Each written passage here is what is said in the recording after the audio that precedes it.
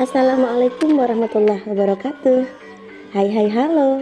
Kembali lagi dengan saya Lia Khairia SPD CGP Angkatan 8 dari Nabire, Papua Tengah. Bagai kacang lupa pada kulitnya, dan aku tak ingin seperti itu.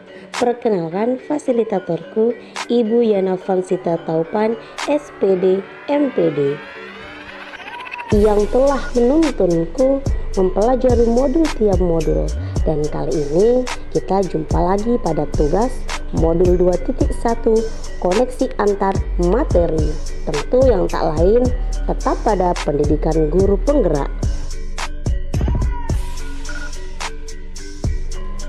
Apa itu pembelajaran berdiferensiasi? Mari kita simak pembahasan berikut ini.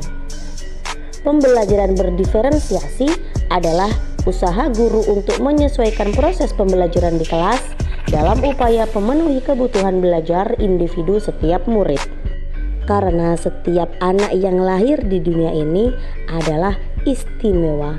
Anak-anak yang baru dilahirkan kemudian tumbuh kembang sesuai dengan kodrat alam dan kodrat zamannya telah memberikan kejutan-kejutan istimewa yang mereka siapkan untuk kita dalam usaha mendidik mereka. Ada anak yang mempunyai bakat dan minat menulis, membaca, dan lain sebagainya. Tentu berbeda-beda dan karakter mereka juga berbeda-beda.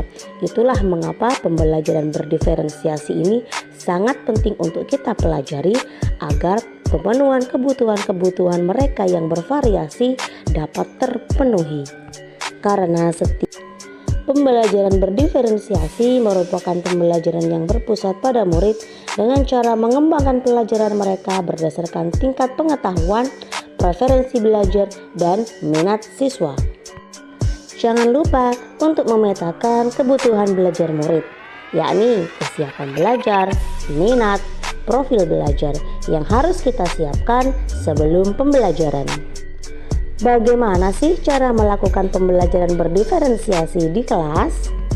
Hal ini ditujukan agar dapat melakukan pembelajaran berdiferensiasi di kelas, maka guru harus dengan berbagai cara, yaitu memetakan dan mengetahui kebutuhan murid, merencanakan pembelajaran berdiferensiasi berdasarkan pemetaan kebutuhan murid, membuat tujuan pembelajaran, melakukan penilaian peer assessment dan berkelanjutan, lalu memvariasikan pembelajaran sesuai kebutuhan, dan melakukan manajemen kelas yang efektif.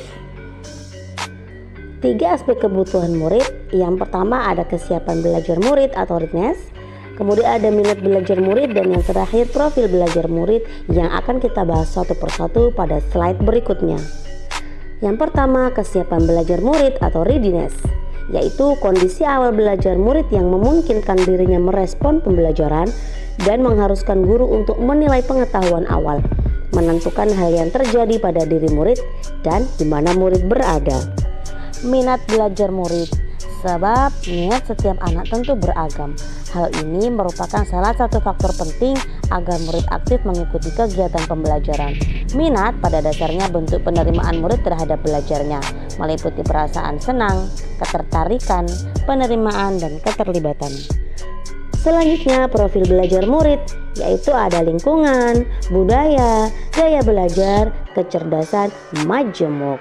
Kenapa sih kita harus mengetahui hal ini semua? Karena mengacu pada cara terbaik untuk belajar. Setiap anak mempunyai karakter yang berbeda-beda, lingkungan, budaya, gaya belajar, dan kecerdasan majemuk yang tentu beragam. Maka kita harus bisa sekreatif mungkin menemukan cara terbaik untuk mereka belajar. Selanjutnya kita membahas tentang mengidentifikasi kebutuhan belajar murid. Mari kita simak. 1. Mengamati perilaku murid. 2. Mengidentifikasi pengetahuan awal. 3. Berbicara dengan guru murid sebelumnya. 4. Menggunakan berbagai bentuk asesmen formatif termasuk juga asesmen awal. Dan yang terakhir, 5. Mereview dan melakukan refleksi terhadap praktik pengajaran. Strategi untuk mendiferensiasi pembelajaran. 1. Ada diferensiasi konten, 2. Diferensiasi proses, dan 3. Diferensiasi produk. Mari kita bahas satu persatu berikut ini. Strategi yang pertama adalah diferensiasi konten, yakni jenis muatan atau konten yang diajarkan guru kepada murid meliputi materi pengetahuan konsep dan keterampilan yang perlu dipelajari oleh siswa berdasarkan kurikulum. Selanjutnya, diferensiasi proses, yaitu pembelajaran dengan menyediakan kegiatan berjenjang, adanya pertanyaan pemandu atau tantangan, membuat agenda individual murid, memvariasikan waktu, mengembangkan kegiatan bervariasi, dan menggunakan pengelompokan yang fleksibel. Diferensiasi proses pada dasarnya adalah proses yang mengacu pada bagaimana siswa akan memahami apa yang mereka pelajari. Yang terakhir adalah strategi diferensiasi produk, yaitu hasil pekerjaan siswa setelah mempelajari materi pelajaran dengan cara membedakan atau memodifikasi produk sebagai hasil belajar murid, hasil latihan, penerapan, dan pengembangan dari apa yang telah dipelajari. Nah, ini yang paling istimewa, yakni pasti ada keterkaitan antar modul yang telah dipelajari.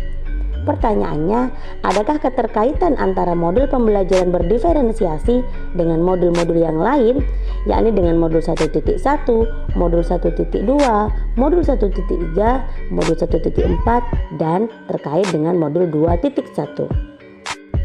Keterkaitan antara modul 2.1 dengan 1.1. Guru harus memenuhi kebutuhan setiap murid agar dapat melakukan pembelajaran berdiferensiasi. Dan kebutuhan murid harus selaras dengan kodrat alam dan kodrat zaman sesuai filosofi pendidikan Ki Hajar Dewantara. Keterkaitan antara modul 2.1 dengan 1.2. Karena pada dasarnya untuk melakukan pembelajaran berdiferensiasi, maka sebagai guru penggerak harus menerapkan nilai guru penggerak, yaitu berpihak pada murid, reflektif, mandiri, kolaboratif, dan inovatif, agar dapat memenuhi kebutuhan murid, sehingga guru dapat menumbuhkan kepemimpinan murid dan menuntun murid merdeka belajar sesuai dengan nilai dan peran guru penggerak. Yang ketiga, keterkaitan antara modul 1.3 dan 2.1, yakni pembelajaran berdiferensiasi dapat menjembatani untuk meraih visi guru penggerak yang berpihak pada murid. Dan selanjutnya, modul 1.4 dan 2.1 mempunyai keterkaitan antar modul, yaitu dalam upaya melaksanakan pembelajaran berdiferensiasi kepada murid, maka terlebih dahulu guru perlu membuat kesepakatan kelas bersama murid dengan tujuan pembelajaran dapat berjalan dengan baik, kondusif, nyaman, menyenangkan, dan mencerminkan nilai kebajikan dalam budaya positif. Kuucapkan kembali pada Ibu Yana Vansita Taupan SPD NPD selaku fasilitator kami CGP Angkatan 8 dari Nabire. Berkat beliau, kesabaran dan tuntunan yang beliau berikan kepada kami telah membekali kami menjadi guru yang seharusnya berpihak pada murid. Ingat kawan-kawanku semua, teruslah belajar memperbaiki kualitas diri, sebab hanya dirimu yang dapat menolongmu. Salam guru penggerak, tergerak, bergerak, menggerakkan. Thank you for watching. Sampai jumpa. Dengan saya Lia Khailia SPD mengucapkan terima kasih. Wassalamualaikum warahmatullahi wabarakatuh.